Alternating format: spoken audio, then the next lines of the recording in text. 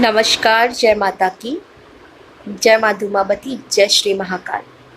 उम्मीद करती हूँ आप सभी अपनी फैमिली मेम्बर्स के साथ बहुत खुशहाल जीवन व्यतीत कर रहे हैं। माता और बाबा महाकाल आपको खुश रखे, आपको आशीर्वाद प्रदान करें। फ्रेंड्स, आज मैं जिस टॉपिक पर बात करने वाली हूँ, इसके बारे में मैं आपको रिमाइंड करवा देना चाहती हूँ।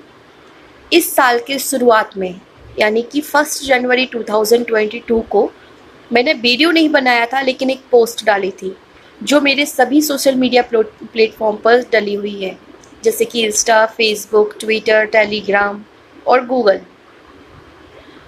उसमें मैंने ये प्रिडिक्शन दी थी कि इस साल की शुरुआत से ही 1 जनवरी से ही पूरे ब्रह्मांड पर काल सर्प दोष का प्रभाव रहेगा और ये रहेगा हाफ इन जुलाई तक, यानी कि जुलाई मंथ शुरू हो चुका है, इसके मिडिल तक हम इसको विशेष मान सकते हैं।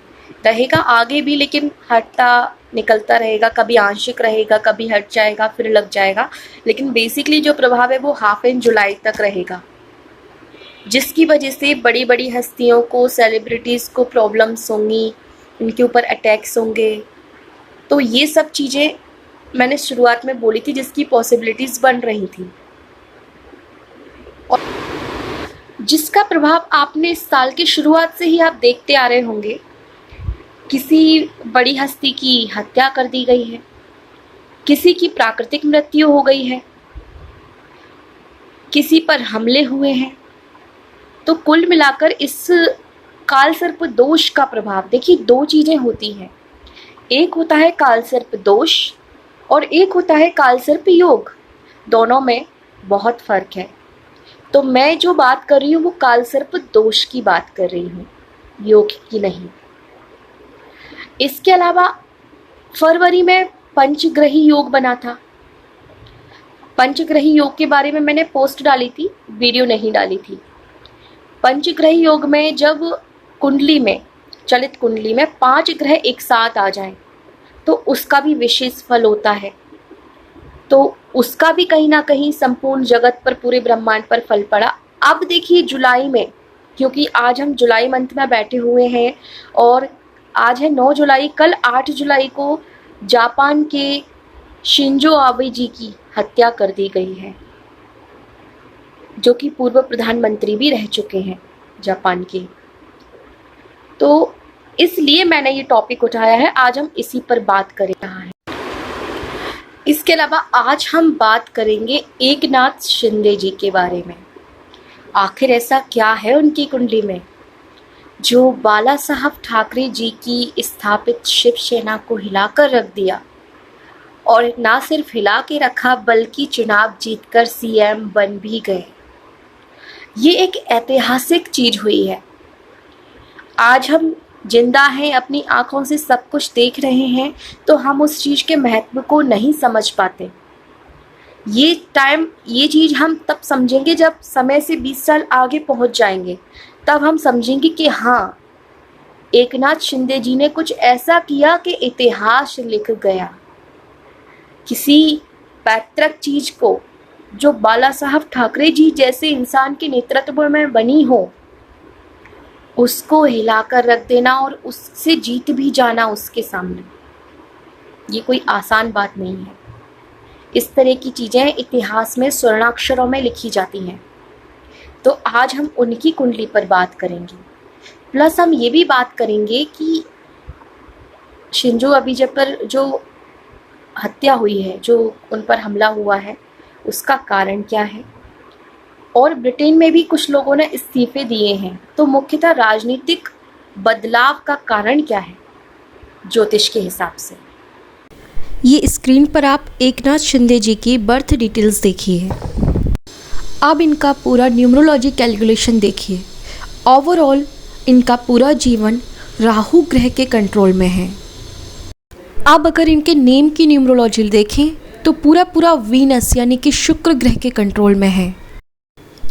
इनका जन्म कृष्ण पक्ष की एकादशी मूल नक्षत्र के तृतीय चरण में रविवार के दिन हर्षण योग और बालव नाम के करण में जन्म हुआ है। यहाँ पर सबसे ध्यान देने वाली बात यह है कि इनका जन्म मूल नक्षत्र में हुआ है। और मूल नक्षत्र के बारे में आप लोगों ने पहले ही सुना होगा। ऐसा बोला जाता है कि जिन भी लोगों का मूल नक्षत्र में जन्म होता है, क्योंकि ये केतु का नक्षत्र है, तो इन पर केतु का प्रभाव रहेगा जीवन भर। और दूसरी बात, ये लोग अपने पूर्व जन्म के कुछ अच्छे या बुरे कर्म लेकर आते हैं, और विशेषकर ऐसे लोग अपने परिजन, अब ये इनके दूसरे ग्रह निर्धारित करेंगे कि ये किस परिजन के लिए दुखदाई साबित होंगे, लेकिन विशेषकर ऐसा व्यक्ति किसी न किसी के लिए दुखदाई साबित होता है। अब आप इनकी दशाओं पर गौर करें। जैसा कि मैंने न्यूमरोलॉजी कैलकुलेशन से बताया कि इनका पूरा जीवन राहु के प्रभाव में है। इनका जन्म केतु के नक्षत्र में है, जो कि राहु का ही दूसरा हिस्सा है। और जिस समय इन्होंने ये इतिहास रचने वाला वाकया हुआ है इनके जीवन में, या इन्होंने ये क्रिया करी है, उस टाइम पर ये राहु की ही महादशा में चल रहे थे, जो दशाएं आप चेक कर सकते हैं। अब हम इनके बर्थ चार्ट पर नज़र डालते हैं। वैसे तो बताने के लिए बहुत कुछ है इनके जीवन के बारे में, लेकिन अभी हम सिर्फ पॉलिटिकल एस्पेक्ट पर ही बात करेंगे। इनके ग्रहों की स्थिति देखिए। सर्वप्रथम तो इनकी कुंडली में काल सर्प दोष बना हुआ है, लेकिन ये जो दोष है ये एक योग का काम करेगा, लेकिन कब? इनके जीवन के 45 साल होने के बाद। उससे पहले इनको ज़बरदस्त स्ट्रगल इनको करना पड़ेगा, बहुत ही बुरी स्थिति से इनको गुजरना पड़ेगा, जो कि ये गुजर चुके होंगे। इनके काल सर्प दोष का योग की तरह कार्य करने के दो कारण हैं। सर्वप्रथम तो आप ये देखिए कि काल सर्प दोष बनाते कौन से ग्रह हैं? राहु और केतु। और इनके राहु और केतु दोनों ही उच्च के हैं।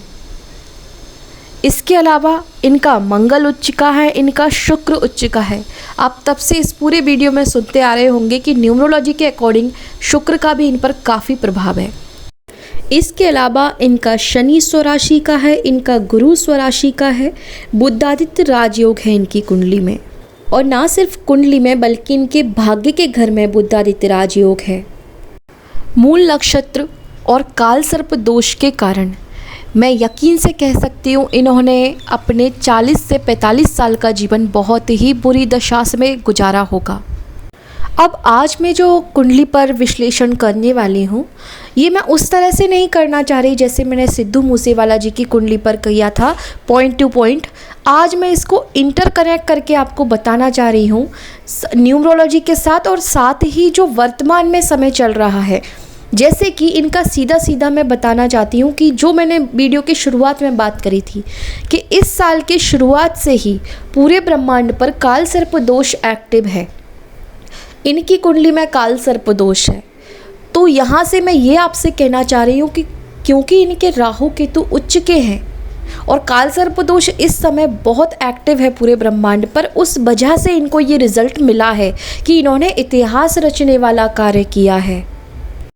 मैंने बहुत से राजनेताओं की कुंडली पर विश्लेषण किया है, चाहे वो नेहरू जी हों, मोदी जी हों या फिर कोई भी हो। विशेषकर राहु और केतु का उनके जीवन में बहुत महत्वपूर्ण योगदान होता है, क्योंकि राहु केतु ही छाया ग्रह या ध्वज ग्रह बोले जाते हैं। ये ही इंसान को, जैसे कि ध्वज गिरा तो हार और ध्वज लहराया तो जीत होती है, उसी तरह से राहु केतु प्रभाव देते हैं।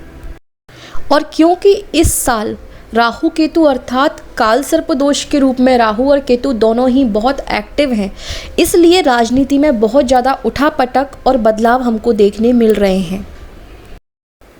ये बदलाव और भी अधिक देखने मिल सकते हैं क्योंकि जुलाई के महीने में अभी चलित कुंडली में 5 ग्रह स्वराशि में हैं, तो इनका अपना विशेष प्रभाव हमें पूरे ब्रह्मांड पर, पूरी दुनिया पर देखने अवश्य मिलेगा।